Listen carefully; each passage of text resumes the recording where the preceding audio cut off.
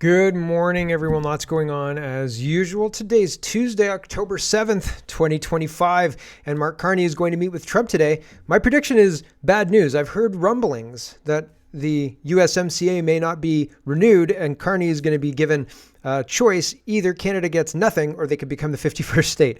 That sounds drastic, but it's Trump, and he seems a little unleashed. He came into Top Gun music yesterday. It was quite funny, actually. I thought it was spot on, well timed, right? Really, really good. Good showman. Privacy commissioners not consulted about Bill C-8, so we're going to talk about free speech. We've got to talk about trade. We've got all sorts of crazy things to talk about today. I've got, at the end of the show, our moment of Zen. I often talk about how Elon Musk is doing brain chips, and I'm concerned about brain chips because I've seen videos of rats who have electronic chips installed into their bodies, and they can make the rats walk around in circles forever. They can control the behavior of those rats via the electro brain chip thing they put into the rat. And I'm concerned about putting that into a human. And I think to myself, Elon Musk is going to use a good thing, and then maybe that good thing will be used in a bad way. So he means well, maybe he means well, maybe he doesn't, who knows. But these things coming online, people are going to, I want to humanize this a little bit and show you the guy he's got a little arm that he can control with his hand, or with his head, like his brain. And so we'll talk about it at that. But I just wanted to look at this because it's something that is now real and holy smoke, right? Pretty wild stuff. So that's at the end of the show. Doug Ford hit with massive corruption charges. So there's a big scandal going on there. May actually bring down his government, but just like all the other governments that have been brought down, changing the figurehead of a corrupt party that has deals signed with the dairy cartels, that has deals signed with maybe foreign influence, China, who knows? We don't know. That's part of the problem, right? So removing the figurehead and putting another figurehead, as long as that figurehead's mostly controlled, and I don't think there's a way that it won't be mostly controlled. Randy Hillier gets in there as the leader of the PC party in Ontario, then I'll eat my hat, right? But I don't think so. Do you think they'll even let him enter the leadership race? I don't know. He was a long-standing member until they kicked him out over COVID. Pretty crazy stuff. And so would COVID be enough to keep him out of it? Anyway, it's a big corruption thing. There's millions of dollars going to, I think Rubicon is the company, and Rubicon is closely tied with Ford insiders. So there's a huge story there. We'll see how it plays out. Often some of these stories just go ignored. So that happens sometimes too. Charlie Kirk group chat. Candace Owen releases the text, "Jail not bail fails." Shocking, right? Oh, that should have been the lead. Oh, that should have been the name of the show today. Oh, I'm not surprised by that because of course the Liberals weren't going to pass it. And we got to talk about pipelines in Alberta. So there's lots to get to. Let's get to it. First, where is this? Oh, there we go. Here is Danielle Smith. And Mark Nixon is playing this up. He says, if these 9 bad laws that are strangling Canada's economy, not just Alberta's economy, aren't fixed, then, Alberta's going to separate. I'm old enough to remember when Danielle Smith said, "Mr. Carney, you've got 6 months, and here's my list of things that need to be done in 6 months, or else." And or else what? I'll come up with a list of 9 laws that are bad and wag my finger at you there. So I don't know, or else what? Nothing. So he's saying that Alberta will separate. That's the or else. And somebody said, "What is this? I've listened to this twice, and nowhere did she say if they are not removed, Alberta will separate." What kind of clickbait is this? So it is clickbaity. It's also a little bit, I wanted to hear the 9 laws. I don't have the 9 laws for you. So I apologize that I don't have the 9 laws that Danielle Smith. I mean, we can divine them. We kind of know what they are, right? And so, oh, there we go. No, there it is. So we kind of know, but I'd still like her to articulate it. And I'm not blaming Danielle Smith. I'm blaming Mark Nixon or whoever cut this video. Here's Danielle Smith in a choppy kind of way discussing all of this. Jurisdiction. And this is why Alberta is urgently calling for a repeal or substantial amendment of various federal laws and regulations. To that end, I've developed a list of what I call the 9 bad laws. The list includes laws and policies that only serve to hinder energy production in Alberta, and by extension, hindering our ability to achieve full prosperity and our potential in Canada. If we are and the 9 laws are, but it just cuts. The video cuts now, and she's talking about something else a little bit. Going to build a stronger country in the long term. These conversations are crucial to the fate of our nation, and especially at a time of uncertainty in our relationship with the United States, our largest trading partner. We all have to come together to create a Canada that is stronger and more united than ever. That begins by strengthening the ties between our provinces and territories, between Alberta and Quebec, and between West and East, because unity makes strength. L'union fait de force. I look forward to a growing unity between our provinces, along with growing investment and many shared opportunities as we continue to build a partnership that is stronger than ever. A partnership that's stronger than ever. It seems very much that there is a growing and cultivated animosity between Quebec and English-speaking provinces, between West and East. And again, I don't dislike Alberta people. I don't dislike Western people or anything like that. I'm not saying I want this animosity, but I find it very interesting when Ottawa is preventing the country from being able to sell its natural resources in a way that is very, very autocratic. I don't think it's describing that as, strong, united, fait de force and all this. It doesn't fit. It doesn't. I'm not seeing any of that. I'm not seeing, oh yeah, they really want to be partners with us and they really want to get this stuff done. I'm seeing snakes and liars who are buying time while they can continue to loot and destroy this place. And it's weird that nobody else seems to be calling this out. And it seems like the stuff I was calling out years ago is being called out now by more mainstream people. We were streets ahead, folks. Right? Nobody wants to listen to me. Oh well. Here's Jeffrey Rath, and on separation, on that track, and I think he's more accurate in his sussing out the situation, but he says Danielle Smith's chief of staff finally admits that the Team Canada game is over. The only way to win is Alberta independence. So Rob says, Team Canada, my butt. And this is him responding to Dave Eby. And Dave Eby is, again, one of these people who's going, anybody who says they don't want a project is able to stymie the project, which is how you make sure no projects ever get done. Give everybody a veto, right?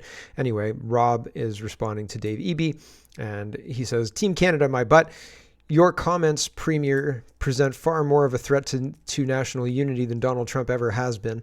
This video is also full of misinformation and advocates for a Canada devoid of a constitution, beyond disappointed that our neighbor province would act so irresponsibly. And so, yeah, I'm not going to play EB's comments for now. We've got lots to do before the end of the show today, so we'll carry on. But link should be in the description. And thanks for letting me know when links are not there. Sometimes I get pulled away. Sometimes I've got things to go to. I've got meetings and all sorts of stuff. And I intend to come back and put that stuff up, but then inevitably I forget because I get busy. So apologies. So yes, do keep reminding me. Here is Danielle Smith and Ezra Levent. They're discussing all of the independence talk. It's not necessarily central around pipelines, but Danielle Smith is trying to utilize the new office, which is just a bloated bureaucracy, really, that was absorbed from the last bureaucracy, like the last failed bureaucracy. Anyway, I digress. Trying to test this thing to see if it actually works. And if it doesn't work, she says, yeah, well, people are definitely doing, they're moving forward with this independence thing, and I'm doing everything I can to stop them. So if you're planning on leaning on Danielle Smith for getting you guys over the hump of doing this independence thing, don't do that. It's going to be a mistake. I'll tell you what. Here's Danielle Smith and Ezra Levent talking about independence and energy and pipelines and all the rest. It's a delight. But do you predict that would give a boost to the separatist movement? Well, I can tell you that there already is a petition campaign that's been put forward by the former Deputy Premier, Thomas Lukaszuk. And it's written the other way. It's, do you want to remain in Canada? He is operating under the old rules, had to get about 290,000 signatures in 3 months. And it sounds to me by recent news stories that he's almost there. And so that is a referendum on separation, because the question is, are you going to remain in Canada or do you want to leave Canada? That's the implications of that. It's the same question that was asked in the Brexit referendum. And look what happened there. So I've been trying to do everything I can to make people, the status quo is not having enough signatures for a petition campaign like that. But it does look like it is heading in that direction. And when it does come right down to it, we'd be looking at, probably, if the signatures are collected and verified, we'd be looking at having something in the spring. So there is a very narrow window here for the Prime Minister, I think, to take the error out of that side of the vote. But so far, with what'd you say, 204 days, we've seen very, very little progress on any of the issues we've raised. Very little progress on any of the issues we've raised. I'm not surprised. Kirk says, I really don't get this attitude. Alberta is proposing a pipeline to the West Coast to export oil to overseas that will bring billions to Canada's economy and diversify our exports.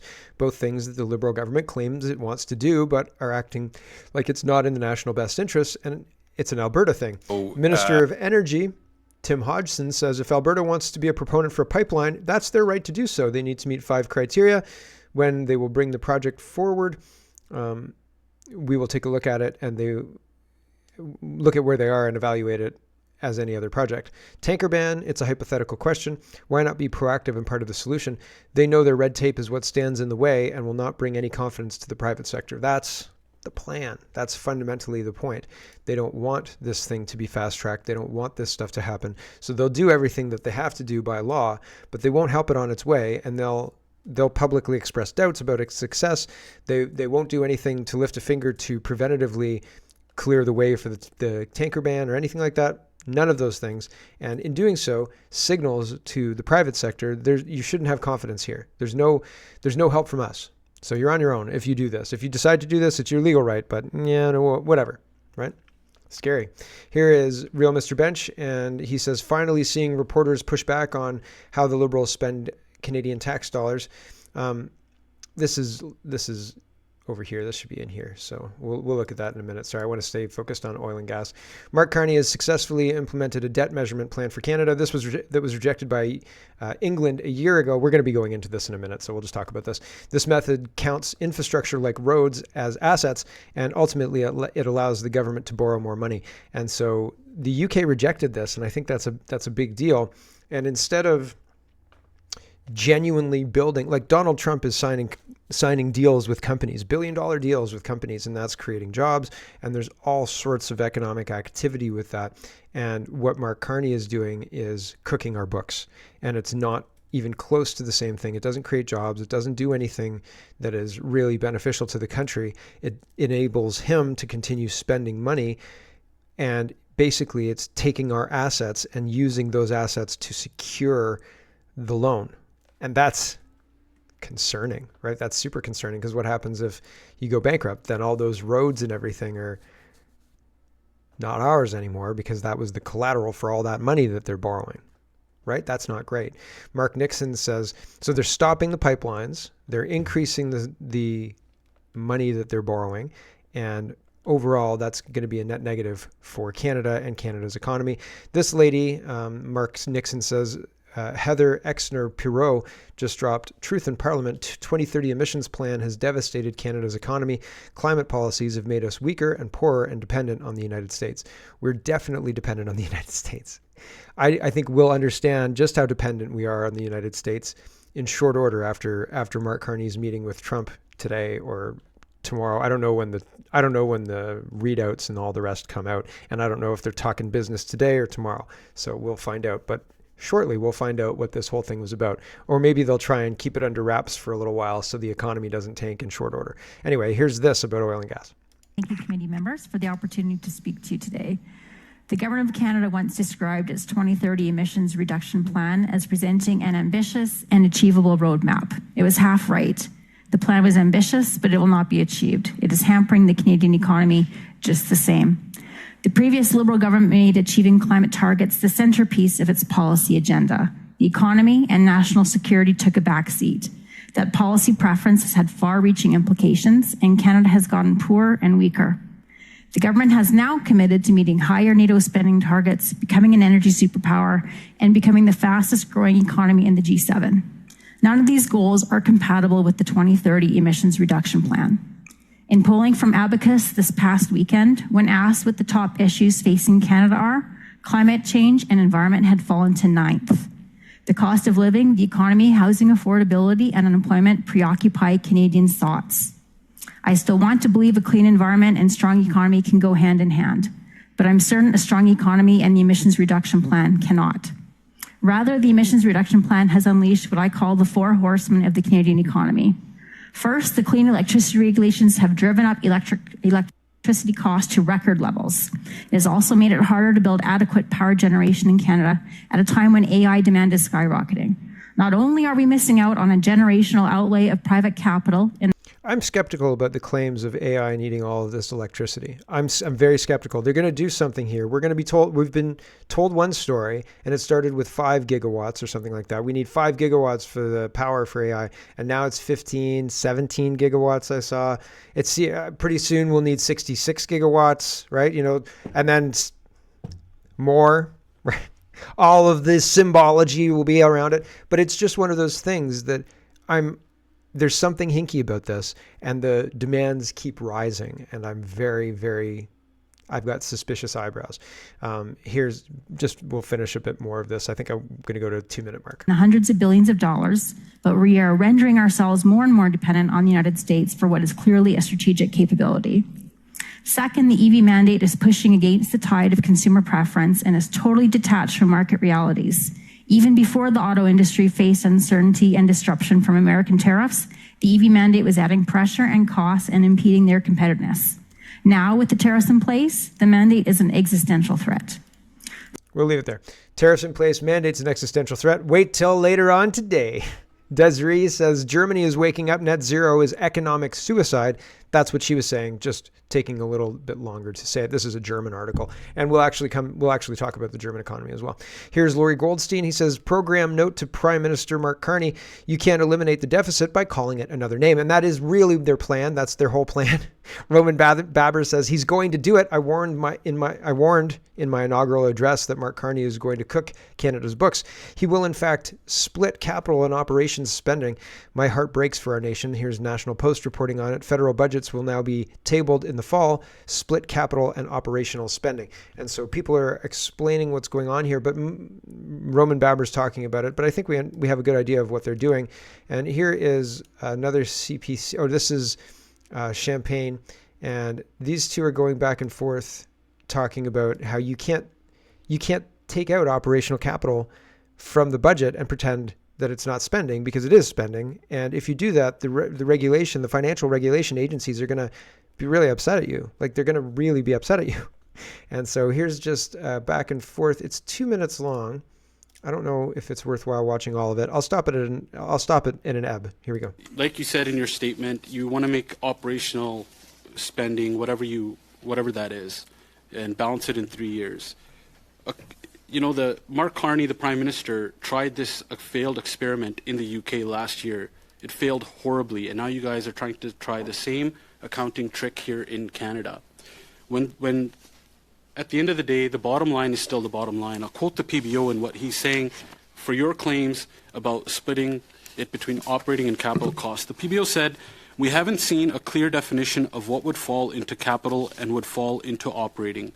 He further said about your operating budget that we currently don't have a definition of operating budget. He went on to say something very alarming. The bottom line of the government will not change, which means debt is still debt at the end of the day. It doesn't matter how many columns you try to present in front of Canadians and try to trick them.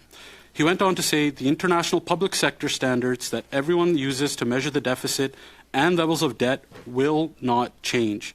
The first reason that won't change is those are the accounting standards. The second reason is the ratings agencies won't let you change it. That's the first thing they're going to go to.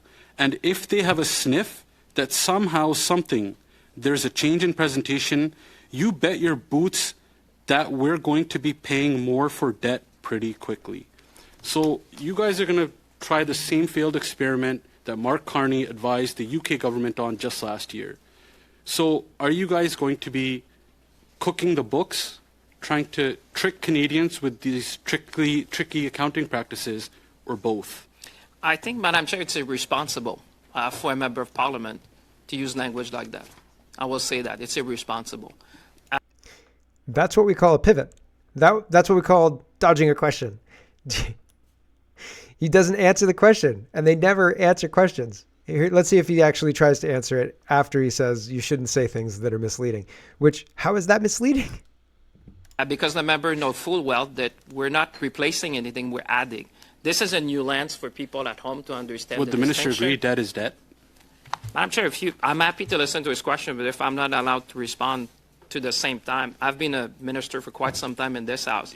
Normally I have the same time than That's the colleague. That's why it's not a new government. Canadians deserve to correct the record because that was an irresponsible statement. Minister. Ugh, rolling your eyes. Karina Gould is still around. Sandra says, Finance Minister can't explain this. Under Mark Carney, the deficit is set to be even higher than under Justin Trudeau. $255 billion added to our debt in the upcoming 4 years. So here is some back and forth as well, and it'll probably be longer than I anticipate. Minister, I'd like We're already at 20 minutes. How does this happen? have a frank discussion with you.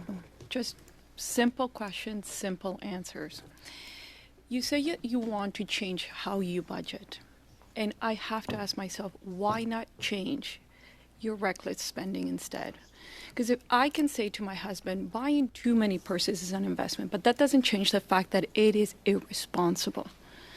So my question to you is, why are you changing how you present the budget rather than changing your reckless spending so that on a net basis, you actually balance it? Well, you should ask yourself why you voted against measures that support Canadians. I think people watching at home would be surprised to see your voting records and say you voted against measures that would make their life more very easy. Simple answer. I really want you to answer my question. Why are you changing how you're presenting it rather than actually trying to balance the budget? I think Canadians are entitled to transparency. In a frank discussion between you and I think your husband and your family and everyone in your riding is entitled to have more transparency to see the budgeting, where their tax dollars going to be used. I think this is about clarity, transparency. I agree. Transparency is a good thing. But every single person in my riding does not get to rework their budget to see if it looks better at month end. The bottom line is the bottom line. Yep. If you don't have money, you don't have money. Why are you changing how you're presenting the budget instead of actually balancing it? So the bottom line is the bottom line, but I think you cannot be against giving more information to Canadians. People want to know where their money is going. Is it for expenses or in? I'd love to know where the $600 billion for the Asian Infrastructure Bank went. Wasn't that Catherine McKenna? Right? That's a ton of money just missing.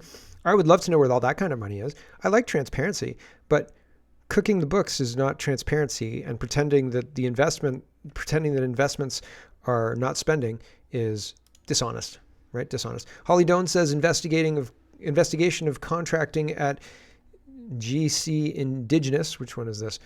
Government of Canada information on First Nations, Inuit, Métis guidance. It's a ministry of some kind.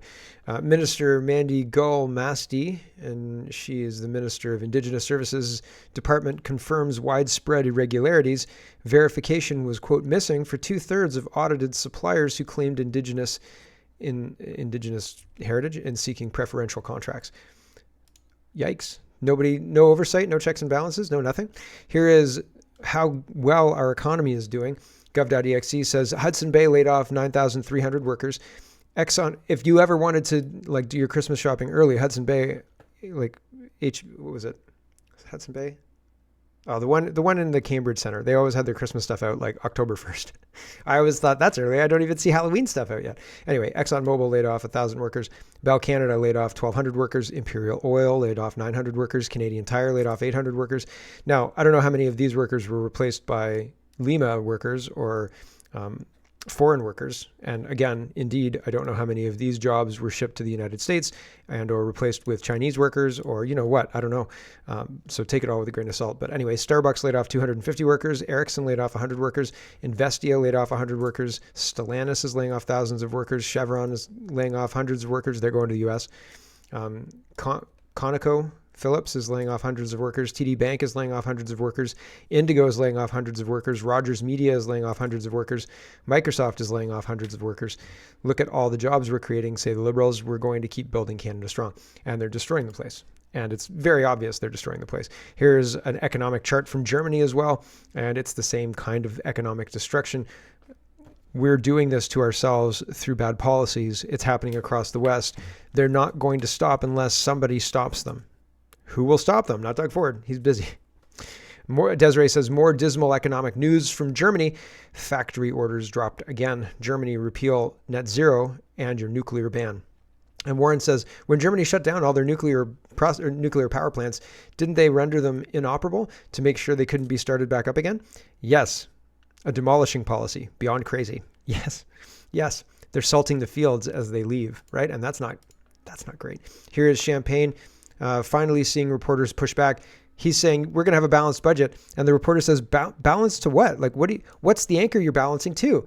There's no spending limits. There's no nothing. Balance? And he says, well, we'll cover the operational.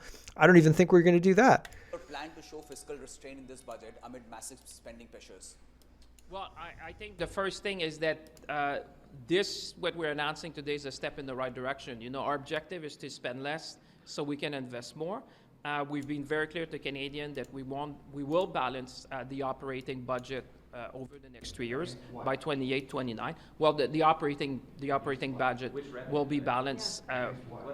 Sorry. It will be balanced against what? Well, How do you balance the budget? will be balanced in the sense that by that time the revenues will cover the operating expenses.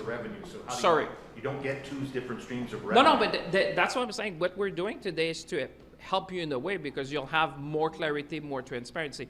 We're going to distinguish between capital investment and operating spending. So you're just going to see that, but the way that the deficit is calculated and the way the debt is reported will be the same as before. So it won't change any of the baseline. You'll be able to do the reconciliation. The Public Accounts of Canada will continue to be published, obviously, in accordance with the accounting principles that have always been used. But it's just another lens. It's just, you know, at the time where we say to Canadians that I'm going to have to look into why this failed so badly in the United Kingdom, because it feels like they're minimizing and they're saying, oh, it's just more information. It's more information for you. And I don't know. There's something hinky about all that. We got to talk about trade deals. I really should get rid of this stream, but we're going to kill the stream any minute. Mark Nixon says, Donald Trump just said Mark Carney will probably ask about tariffs because companies are flooding out of Canada and investing in the United States. What I'm doing is difficult, but it's the right thing to do. Look at the results. Here we go. There's a lot of companies from Canada are moving into the United States, you know. Everybody's moving back into the U.S., and he's probably going to be asking about tariffs. They're losing a lot of companies in Canada. They're coming into they left here. They left here 20 years ago when presidents that sat right at this desk weren't doing their job properly. They were probably good politicians, but they weren't good at business, and they allowed these companies to leave. And all they had to do is do what I'm doing right now. And, you know, I'm not saying it's the easiest thing to do, but it is. It's effective. There's a lot of companies from... I'm not saying it's easy, but it's easy. So here's something to take in context with the trade stuff. Brian Lilly's reporting 2 big Canadian companies are caught up in Trump administration probe, and you'll definitely know both of them. Hold on. Is it down here? Okay. The fight over Russian interference. Now 2 of Canada's biggest companies, Brookfield Asset Management and Scotiabank, are caught in the crosshairs of American Department of Justice. What? Carney's old company is up to its eyebrows in poop, and the DOJ is targeting it. That's interesting. And Scotiabank too? You're richer than you think, or maybe not. Right? Let's ask the DOJ. So pretty wild stuff going on. I don't know what's going to happen ultimately, but things seem crazy, and things seem like they're going to get crazier. So we'll see how this trade deal today goes. Also, I don't want to be remiss. Tamara Lich and Chris Barber are being sentenced today. They may have been sentenced already. It's 10, like usually this happens around 10 o'clock. They may be doing a dog and pony show going over the evidence and things like that. I hope they don't get a big sentence. I hope they're not sentenced to long periods of time in jail. This is a political witch hunt, and I don't think they deserve any jail time. And what's happened to them is terrible and un-Canadian and jaw-dropping, unbelievable stuff from our country. It unrecognizable place. And that's enough out of me for the stream. So we'll catch you tomorrow on the stream. If you want the whole show, head over to CanadaPoly.com and buy access there. And if not, that's okay. We'll see you tomorrow. And for everybody else, we will carry on right after I end the stream. Good. That's all done. Recording still. Okay, good. That'd be awful if I stopped recording and didn't realize it. Yikes. That'd be terrible. Here is the next one. Andrew Scheer's talking about trade between Canada and the United States. And it says CBC Watcher. It's 6 minutes long, this interview. So this is the quote that is chosen by CBC Watcher. Andrew Scheer says, it can absolutely be the case that Mark Carney's failure to get a deal is a big part of the hardship facing Canadians, or the suffering the Canadians are going through. And also true that keeping the production cap, keeping those Trudeau tax hikes, and keeping the industrial carbon tax are also killing jobs. So you're right. Both of Carney's failures can be attributed to the hardship. Mark Carney came on all kinds of CBC shows where he was talking about the fact that he was a master negotiator, and he's failed. He's failed by any metric. And I think today he's going to be humiliated. So, and I mean, I don't want my motivation for doing this show has always been the straightest, quickest line back to sanity in governance. And there are some people who think accelerationism, meaning making the bad things happen as fast and as fully as possible, is a good way to drive that, because people will then wake up. I don't know. I have no idea. But I don't think I want to go through a period of no chocolate cereal in order to achieve the freedom on the other side. Maybe freedom is freedom from chocolate cereal. I'm not sure. I'm open to entertaining that idea. That's the Buddhist religion, though, I'm pretty sure, right? There is no chocolate cereal. Gunther says, thank you for your attention to this matter. Donald Trump says, beginning November 1st, 2025, all medium and heavy duty trucks coming into the United States from other countries will be tariffed at the rate of 25%. Thank you for your attention to this matter. What do you mean? Like, what about our trucks that are CUSMA or USMCA approved, right? What about those trucks? Those trucks are 25% too? No? Yes? Maybe? Don't know. I don't know. Let's talk about free speech. Mark Nixon says Bill C2, Bill C8, Bill C9, 3 security bills that strip Canadians of their rights. C2 is mass surveillance and border control. Government C8 is government power over the internet, and C9 is speech and protest censorship. Your charter is being deleted line by line. Yeah, for real. This morning I was trying to watch back a show of mine on Streamable because I'd watched the free version and I wanted to. There was a particular thing that a short had been posted by Substack, and I wasn't sure if it was in the free show or not, so I was trying to find it. And so I tried to watch my show, and it was almost unwatchable. It kept pausing, and like for no good reason. So I've got a ticket in. Let me know if you've experienced any pauses or any weird stoppages or anything like that, or if the playback's been pretty good on my website on CanadaPoly.com. Please let me know, because if not, I'm going to find a different provider, and maybe I'll start hosting my own, but I'm not sure exactly how that'll work. I'd have to get some kind of media container to deliver it, but neither here nor there. I want to solve the problem so there's no pausing, but I don't want to pay for a service because I do have to pay for services to make sure I can distribute the show. I don't want to pay for a service that's doing this kind of stuff. I'd rather find a service that's not going to, even if they get told to do something illegal like censoring me, they won't do it, right? Like, anyway, it's ridiculous. I'm disappointed. Anyway, government, CBC News is reporting on this. Government to table new border bill amid privacy concerns over C2. So they're backing down on the C2's ability to allow police officers to open your mail.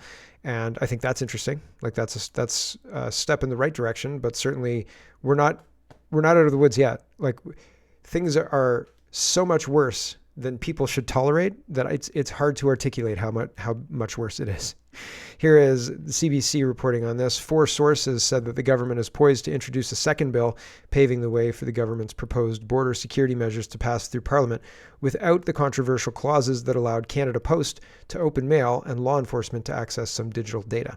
Bill C2 was introduced in June and includes expanded powers for law enforcement and government, with provisions to crack down on money laundering, put strict limits on refugee claims, and allow agencies to share information more easily. I don't know why, like, Canada Post is not a policing agency. I don't know why anybody would want Canada Post to be able to delve into that kind of realm. It's not a good idea. So it's good that there are reforms coming to this bill, but again, this government is illegitimate. No bills should be passed. We need a new government, and we need a new government yesterday. It's pretty crazy stuff. Here is Bill C8, and this is back and forth between an MP and I don't know. It's Michael Barrett, and I don't know who this guy is, and I can't read his name. But this is the Standing Committee on Access to Information, Privacy, and Ethics.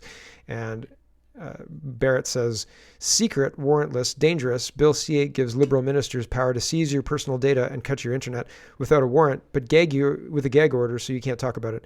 If Prime Minister Carney won't protect your rights, we will. Share this, spread this warning. So the 6 minutes is worthwhile. I listened to it at double speed, but we'll listen just a bit here. I think it's regular speed. Nailed it. Is it proportional? So that's the substantive element. And you mentioned secrecy. In certain instances, secrecy is necessary, but it should be challenged, and there should be ways for some reports to be made to appropriate authorities. It doesn't have to be necessarily that they may make it public, but reports to my office, reports to a national committee of parliamentarians, or other means. And so in your review of this proposed legislation, does it check all of those boxes? Well, I will be waiting to testify on C8 when called, and we're reviewing that very carefully. But there is more to be done in terms of the reporting mechanism and the necessity and proportionality. I would say for sure that there's more to be done. This bill proposes to let the government secretly cut a Canadian's phone or internet service. The cabinet minister would have the power to issue the order, would prohibit that the existence of the order to cut that service, which would, of course, eliminate the ability for anyone, including you in your role as commissioner, to have any oversight whatsoever. Isn't this a direct circumvention of the act over which your mandate is concerned? Well, that's why, again, to make sure that we're not making it more difficult to raise rights and to protect privacy, reporting to appropriate authority, even if done in a confidential manner, is something that I recommend. Making sure that there is ability for my office to be aware of it, to be able to raise questions. In some instances, a report to Parliament is appropriate. A report to committee is appropriate. And so this should be part of the discussion and the assessment to say, what type of reporting is there? Is it enough? But certainly, in my view, there should be confidential reporting to some authority who would be able to raise questions about it. Currently, that doesn't exist in the legislation. What you're describing, what you describe as essential, is not included in the legislation. And there's a whole bunch of things that would safeguard privacy and safeguard basic rights that aren't in the legislation, and that is a very concerning situation. And it's all by design, make no mistake. They're definitely doing this on purpose. Look at how this is all rolling out across the West. Like, this isn't in response to anything other than the government wanting to maintain their power. And I wish it wasn't so. Holly Doan says Privacy Committee Commissioner says he was never consulted on Telecom Bill C8 that would allow Cabinet to secretly cancel Canadians' internet account. I don't want privacy to be an obstacle to transparency. So there you go, and you can watch that whole thing. Link is in the description. Table Salt says is responding to Peel Regional Police. Peel Police published this October 6th, 2025, and it says Peel Regional Police launches new hate crime unit. Read more, and so you can check that out. I have not read more. I have not verified this. I think that it is correct, though. Table Salt is usually pretty reliable, and I apologize that I haven't checked it out. I intended to, but I just didn't have time. Pretty sure you need a home invasion and Lima fraud unit instead, but she doesn't understand what's coming, I guess. So they're going to crack down on people for hate speech. So that's not great. Dallas Brody says, Dave Eby calls me racist, contrary to House rules. And so here she is questioning the sensibility of these decorum rules if they're going to be thrown out the window for propaganda labels. Sub 2 says, no member shall use offensive words against any member of this House. The Premier has repeatedly referred to me as being racist, denialist, and hateful. Am I now allowed to use words like stupid, incompetent, financially illiterate, anarchist? I mean, how far does this go? Sub 2 says no member. Yep, good question. And well executed with the presentation. Here is more free speech. After just one day, YouTube has banned the Europa YouTube channel for posting this documentary. Their promise of respecting free speech is a joke. Yep, sure is. Keith Woods says the migrants are coming. This is the documentary that got the Europa channel nixed on YouTube. So I've got that on my list of movies that I want to watch. Wall Street Ape says, and you can check that out on CanadaReport.co. Wall Street Ape says, all judges and prosecutors that got elected using laundered American tax dollars sent overseas to a foreign billionaire should be automatically removed. Joe Rogan says the Democrats laundered $7 million to the George Soros prosecutor fund. This is just a minute. They go through what's going on. This is happening in Canada, unrestricted, no oversight at all, and the leadership is benefiting from it. And it happens, puts the thumb on the scale for people like Soros to say to people like Carney, do this, do this, do this. That's what's going on here. $7 million to the George Soros prosecutor fund.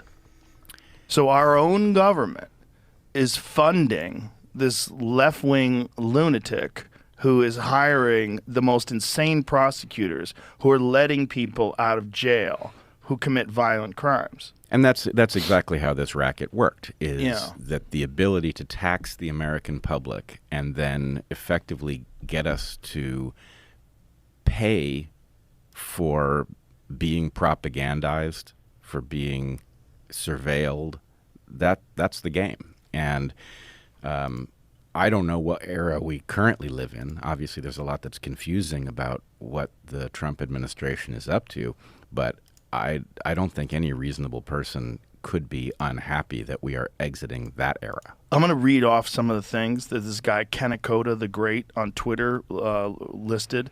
And this is off the Jesse Waters show. So there you go. Kennecoda the Great. 7. I used to follow him. I don't think I see any post of his anymore. Weird. Rupert says, the list of MPs supporting our cross-party letter opposing digital ID continues to grow. Thanks, Kieran Mullen and this other guy for signing. Huge credit to everybody who has contacted their MP urging them to support. It works. This is down to you. So they've got more than 30, but not more than 100, I don't think. How many names in this? 1, 2, 4, 6, 8, 10, 12, 36 names. So it's not exponential. Right? It's not 90 names now. It's 36. That's hard work. That is the work. And I want to be very, very clear. This is the work that Poilievre needs to be doing to bring things down. This is the work, and it needs to be public. They need to be building a coalition together to oppose what the Liberals are trying to do. Poilievre is not doing this. He is a failure. His strategy looks weak. It doesn't look like a winning strategy. It looks like a failed strategy. Now, this is a hard go, but at least he's doing something, right? Anybody else have any suggestions? I don't know. It seems like Poilievre is in it to lose it. This is our crime series. Mark Nixon says, breaking from Parliament, Pierre Poilievre and the Conservatives are pushing jail, not bail reform today. Sean Fraser says it won't help. He wants C2, C8, and C9 instead. No justice for criminals, total surveillance for citizens, free speech gone, thought crimes, jail. This isn't reform. It's a surveillance state in disguise. It's not in disguise. It's right in your face. It's right in your face. I have no interest in watching Sean Fraser either. So we're going to move on. Here's what Ottawa looks like yesterday. They've got smoke bombs and it just looks terrible. Dahlia says, is this what Mark Carney means by building a safer, stronger, better Canada? Because this is the capital he's helping to destroy. Good night, Canada. So the truckers were terrible, right? And Tamara Lich is getting sentenced today. They never did anything like this. It looks like Iran or video I've seen out of Iraq, right? Like, this is not a good idea. Why are we doing this? Why is everybody allowing this? It's crazy town. It's absolutely bonkers. It doesn't make any sense whatsoever. Here is Andrew Scheer. He says, Mark Carney's Liberals voted to kill our common sense jail, not bail motion. They prefer the violent offenders stay on the streets to create even more victims. Sad. Have your say at this. And again, they want you to sign a petition. This is not how you win. This is not how you win. It is absolutely just, the strategy looks bad to me. It looks amateurish. Robin is responding to CTV News. CTV says, Smirnoff's next, says Doug Ford. Ontario will look at removing booze from the LCBO shelves following Crown Royal's plant closure. So you like vodka? Nope. Not allowed to have vodka anymore. Robin says, does Doug Ford have nothing else to do? How about needle pointing a new tie? At least that would give him something tangible in the end. Yeah, he won't get anything with what he's trying with Smirnoff. It just seems weak. He's negotiating from a position of weakness. He's not using his leverage. He's just crying about the position that he's in and not doing anything to change it. And I'm just sick of it. CHCH News says Doug Ford faces new corruption accusations following scathing spending reports from the Auditor General. ALCHCH News has all the details of this story. And so it's interesting. Again, I don't know if this will blow up Doug Ford's government. Ontario Premier Ford's government is facing new accusations of corruption after the Auditor General released a series of reports on government spending. Auditor General Shelley Spence released 4 reports on 4 different areas of government spending. They cover job training, childcare, home construction, and climate change. In her reports, she raises concerns about problematic spending. Yeah, all of the money is spent on climate change. And in her own words, says there's room for improvement in at least one of her critiques. She goes even further, saying it's troubling. Meanwhile, the opposition at Queen's Park says this looks like government corruption. Once you get those political fingers involved in these decisions, it's a recipe for corruption, and that is what this looks like. All 4 of the Auditor General's reports criticize Ford government spending. On-job training, she says the government's skill-building process was not fair, transparent, or accountable in choosing projects to receive funds. She says 549 applications, more than half, were rated low or medium, but were approved by the Labour Minister's office anyway, receiving $742 million in funding, while 670 high-ranked applications were turned down. The Auditor General expressed concern about possible preferential treatment and the role of lobbyists and consultants. The fact that we don't know if a consultant has supported an organization, we really want to understand who they are and whether or not there are any conflicts happening there, she says. On home building, she says the Construction Regularity Authority that regulates builders was not consistently effective in protecting consumers when purchasing a new home. On the environment, she says Ontario is not on track to meet its 2030 climate commitments because they're not realistic. Finally, on $10 per day childcare, she says Ontario created only 36,000 spaces up to the end of last year, far short of the goal of 86,000. The opposition says the government has messed things up, particularly on job training. What the government did is they set up to allow them to favor their friends, lobbyists who had been donors, said Stiles. All roads lead to the Premier's office, John Fraser added. I think he's the leader or de facto leader of the Liberals now because Bonnie Crombie stepped down. There are too many, or maybe she's in place until they find a leader. Anyway, there are too many connections and we're just getting started. If you're wealthy and well-connected, you're going to be okay.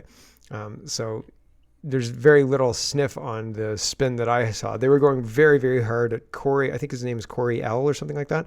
And they were saying that he was an insider and he was getting millions and Rubicon was the company. So apologies that I don't have the link there. Chief Justice says rule of law, judicial independence will defend Canada from autocracy. And no, I don't think so. The rule of law is a joke. Rule of law is supposed to be everybody has the law applied in the same fundamental way. And that's not happening in Canada. If you say that man can't be a woman, now all of a sudden you've committed a hate crime. But if you walk through a downtown neighborhood with a smoke bomb, so long as you're protesting for Palestine, you're fine. So this is not rule of law. This is tyranny of the insane. Honestly, it's ridiculous. Here is Tamara Litch and Chris Barber. They said, thank you, Canada. It's been an incredible journey so far, and we appreciate the love and support. So these guys are talking from before the court today. This is yesterday saying, we're ready for whatever happens, and God bless, basically. Here we go. Hi, everyone. Tamara and Chris live from Ottawa. Yes. Why are we here? Why are we here? We might be going to jail tomorrow, actually. We're going to do it this way so we don't have to say, we're just waiting for a few people to come on here. That's right. You don't have to wait for a line. We're here. We both did the 3,000 kilometer journey across, and we're here now, and we're waiting to hear our fate tomorrow morning in Ottawa court at 10 o'clock a.m. So 10 o'clock tomorrow. And we really just wanted to come on and say thank you so much to all of you for all the support these last few years and being a part of this journey with us. And we'll see what happens tomorrow, I guess. It is what it is. We've been on this path for the last few years. We're here joined with our family and our spouses, so they're just off camera watching right now, probably smiling and snickering. They won't join us on this, but hey, we're here, and we're all here because of people like you standing behind us, so it is what it is. Thank you so much for the support, Canada. We couldn't have got this far without you, so thank you. We're here, and we're here till the end, so regardless of what happens tomorrow, everybody, keep your composure. Peace is still eye on the prize. Eye on the prize. Eye on the prize. Yesterday when I watched this the first time, I thought she says, I am the prize. And I was like, I am the prize. And they both said, I am the prize. And I thought, what does that mean? And now I understand it. Jeremy McKenzie is Second Sons, the leader of Second Sons, I guess. And he says, Second Sons leader and deputy leader with some local club members attend a town hall forum in New Glasgow, Nova Scotia in support of another Canadian community being strangled to death by the fentanyl crisis and the politicians responsible for it. Chinese, South American, and Indian gangsters making billions per year, largely responsible for the deaths of nearly 50,000 Canadians since 2016, more than the 42,000 killed fighting in the Second World War. Yeah. Yep. And we've looked at stats between First World War, Second World War combined, and how many aborted babies since the year 2000. And yeah, comparing the fentanyl crisis to the First and Second World War would also be a good exercise as well. Maxime Bernier says, why do we let these potential road killers take a retest? They should either be charged or deported. Ontario suspends commercial driver's license it suspects are dishonest. At least 185 drivers are suspended and will have to retake all their tests to get their privileges back. Retake all their tests, eh? So isn't that just having somebody else take the test for you? Isn't that how they do that? Why are we allowing that? Lion Advocacy says, I reckon the Canada Post strike is a state-endorsed denial of mail service attack on those who refuse, are unable, or who fail to move their physical lives. Oh, sorry, he doesn't have attack. He doesn't say attack. He says I reckon the Canada Post strike is a state-endorsed denial of mail service on those who refuse, are unable, or who fail to move their physical lives into the virtual digital sphere. It's designed to flush out the Luddites and refuseniks and to help with the digital ID rollout. A sustained mail strike will prejudice certain cohorts over others, the elderly, the poor, rural residents, those who don't have reliable cell or internet, but the greater good zealots will feign equity and social justice when it fits their cause. It will justify all their means. Yep, I don't disagree. It's a kind of a soft turnoff of a system that serves people outside of the digital space, and they don't want that. And so that plays right into their goals, right, and their ideology. Pretty scary stuff. Here's Trump. We've got some U.S. stuff. Trump's coming in to the theme from Top Gun. This is America 250 Navy celebrations. I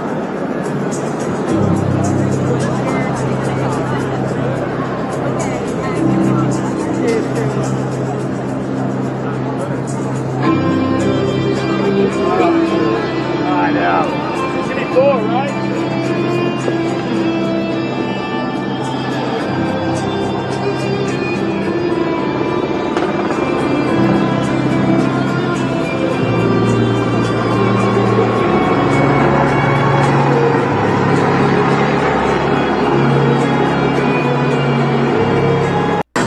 And he did his YMCA dance, right, for the Navy guys. Here is Clandestine. He says, we now have proof that Biden's FBI spied on top Republican senators. Most people don't understand just how severe our situation is. We are under attack from within. The Dems went full-blown Orwellian police state, and they're willing to burn this nation to the ground to cover it up. Chuck Grassley says, this document shows that the Biden FBI spied on 8 of my Republican Senate colleagues during its Arctic Front investigation into election conspiracy. Arctic Frost later became Jack Smith's elector case against Trump. Biden FBI weaponization equals worse than Watergate. There's full-blown treason going on. They tried to kill the sitting U.S. president. Oh, I'm not sure actually I think they did try to kill him when he was during the first term. But they tried to remove him from office through any means necessary, including shooting at him. I don't know if they actually tried to kill him, but they shot at him, it seems like. Maybe that's a psyop too, who knows, right? And the fact that nobody's been arrested yet is absolutely crazy. Kate says, great, but when will we see arrests? We are tired of press conferences. We already knew this. So Colin says, the Biden FBI spied on 8 Republican senators. And yeah, my thing is, Pam Bondi got referrals from Tulsi Gabbard about Barack Obama like 3 weeks ago. Nothing to see here. Everybody's like, oh, Comey's going to be perp walked any day now. Any day, like 2030, right? What, 2029? Like January 21st, 2029? That's like when the next president takes over, right? Is that when Comey's going to get perp walked? Give me a break. Where are the arrests? What's going on? Doesn't seem like anything's going on. Trump calls Greta Thunberg a troublemaker and a girl with anger management problems. And I think that that's true. And we got time. We'll listen to Trump make fun of Greta Thunberg. Here we go. For instance, also well, she's just a troublemaker, you know. I mean, she's no longer into the environment now. She's into this. She's a troublemaker. She has an anger management problem. I think she should see a doctor. She needs anger. If you ever watch her, she's a young person. She's so angry. She's so crazy. Now you can have her. She's just a troublemaker. Yeah. She's so crazy. Next. Okay. Next question. See, sometimes I like Trump, sometimes not. Nick says, my legal team has come out swinging against the state of Oregon and Portland police, demanding all records relating to selective enforcement and coordination with Antifa. Portland police decided they wanted a war. Now they've got a war. All will be exposed. So he was arrested and released, and now his legal team is going after the Portland police. He says, hey, Portland police chief, check your inbox. We're far from done here. So the letter says, Dear Chief Day, as you're aware, my client, Nicholas Sorter, was recently arrested by members of the Portland Police Bureau while lawfully engaging in protected First Amendment activity. The arrest was made without probable cause and was clearly in retaliation for his efforts to expose the truth about the conditions and activity in Portland to the broader public. The decision to make this arrest does not appear to have been made by a line officer, but rather by or at the direction of a member of the command staff and or a supervising officer. Such an arrest is unconstitutional and deeply troubling. Even more concerning, this incident appears to be part of a larger pattern and practice within the Portland Police Bureau of suppressing and silencing conservative media and political activity. Accordingly, Mr. Sorter hereby is demand that within 7 days of this letter, you issue a formal apology to Mr. Sorter and announce the initiation of an internal investigation into the circumstances of this arrest, including the involvement of supervisory or command personnel. So there you go. 7 days to do the right thing, Chief Day. And so we'll see how that all goes. Yesterday, Macron was in the United States. This will go there. I can't put it there. Darn. He was in the United States, and Trump is saying that supporting Hamas and supporting a Palestinian state, while Brian Lilley says sitting alongside Macron, Trump says recognizing a Palestinian state honors Hamas, and you can't do that. Expect more of this tomorrow when Carney visits. So yeah, Carney thinks that he's in position to smooth things over with Trump and have the aluminum and steel tariffs removed. I don't think so, and I think Carney's going to get slapped around like a bitch, because we're behaving like a bitch, and we deserve it, to be quite honest with you. Like, if Trump is genuinely trying to solve problems, Canada's just getting in the way, and we deserve, honestly, whatever the hell Trump is going to do to us, because we haven't done anything. We haven't done a damn thing to help solve the problems that Trump has been begging us to solve. And our rhetoric around it is Trump's the bad guy, and we're behaving stupidly, and we deserve, I don't want it. Again, I want the fastest line back to sanity and good governance that we could possibly get. But if you take your car and drive through a field, and then you find that the cars run into ruts and all sorts of other stuff, and now your car is stuck in the field because you made a stupid decision and you kept making stupid decisions, and everybody in the car was like, dude, you got to get off this. You can't drive in this field. It's wet. Your car's going to get stuck. Like, it's going to be real expensive to get it out of here. Maybe you're going to break something.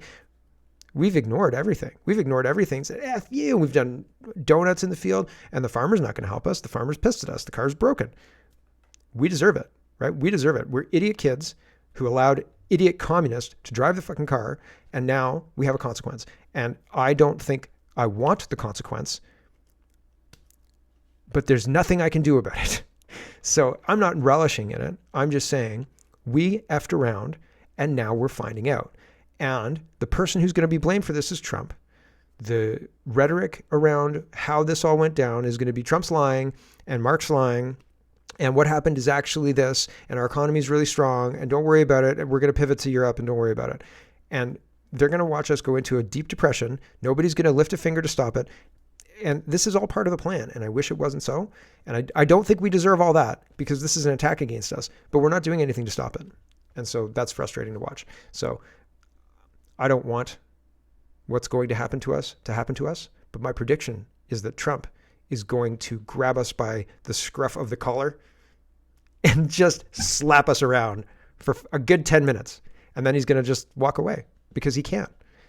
And the only reason he's going to slap us around is because he actually does care. If he didn't care, he'd just turn us off. Does that make sense? He would just destroy our economy and just be like, all right, turn it off. We're not going to do trade with them. They're not listening. They're clearly manufacturing a communist narrative around all of this. So let's play hardball. I would probably be much harder on Canada. If I was in Trump's shoes, I'd just be like, screw it. They're done. That's that. Maybe not, because I don't want to destroy everybody's lives, right? Because that would really harm Canada's economy, and it would. I mean, depression doesn't even describe it. It would be the worst thing. Third world country, maybe people would be going to the trash heaps for food. Like it would be crazy. Things wouldn't be peaceful or calm. It wouldn't be good. So I don't think I would want to trigger that kind of stuff, but economic force, sure. I don't know if Trump is balancing, what's the word?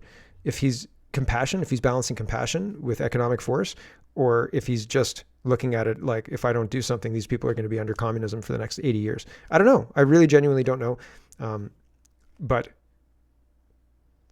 And I don't know if he's really recognized it, right? Because sometimes he seems like he knows what he's doing, and other times he's pulling out the chair for Bibi Netanyahu. So like, right? So who knows? Maybe he's a globalist too, and he really doesn't care about the rank and file. Like if millions of people died, he'd be like, oh, well, that's just collateral damage, maybe. Or would he say that's a terrible shame, right? He seems to want to end wars that are killing people. He says often that he doesn't like all the death that's happening. So him being responsible for a lot of death seems out of character for me.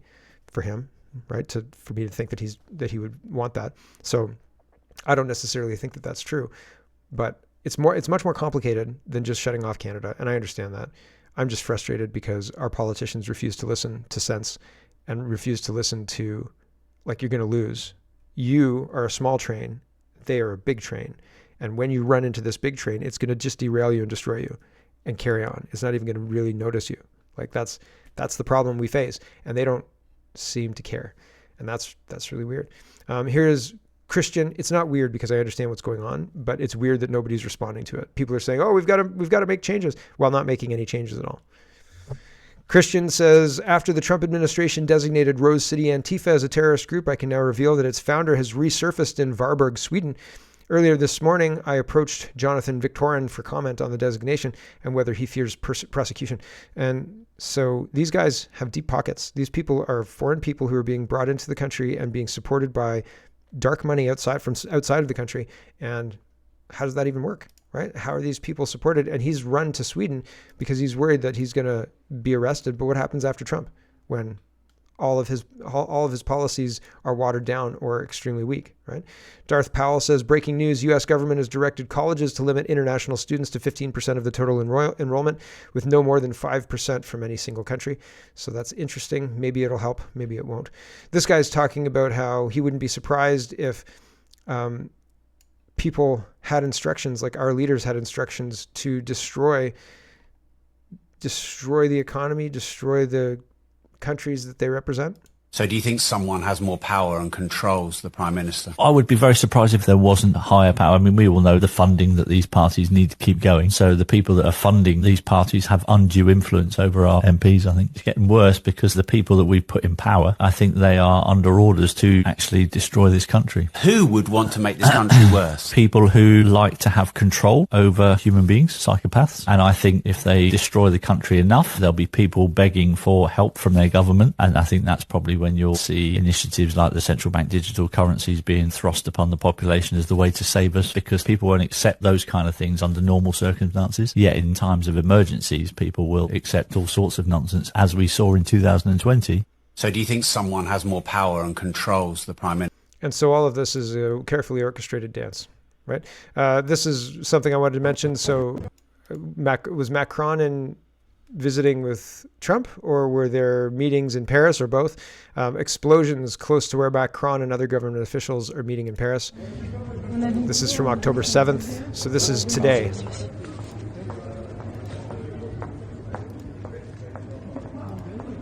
And Macron's president resigned yesterday, so his government is in a bit of turmoil as well. So that's very interesting. Charlie Kirk, a new update for Charlie Kirk, and this is Candace Owens releasing text messages that have Charlie Kirk saying directly that he says, leaving me no choice but to leave the pro-Israel cause.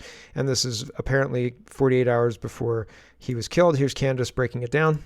Take a look. It's fast. So Charlie writes in this group chat, just lost another huge Jewish donor, $2 million a year, because we won't cancel Tucker. I'm thinking of inviting Candace. Somebody writes, ugh. Charlie writes, Jewish donors play into all of the stereotypes. I cannot and will not be bullied like this, leaving me no choice but to leave the pro-Israel cause.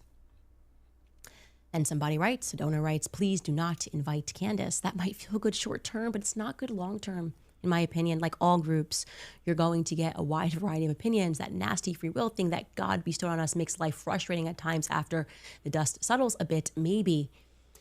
So again, this is 48 hours before Charlie Kirk was assassinated. He was very clear and he was very explicit, and he did not back down, not in that Hamptons meeting, which they're all lying about, nor in this text thread. I'm not going to reveal the names of the other 7. Actually, you know what? I disagree with myself 4 seconds ago. Let's just throw in Josh Hammer for funsies. He's on this chat, okay? So she's naming the people who are in on the chat, and she is using that as verification that the chat is real and not just a faked one. Because if now Josh Hammer comes out and says, no, that's not real, then he'd have to prove it somehow, right?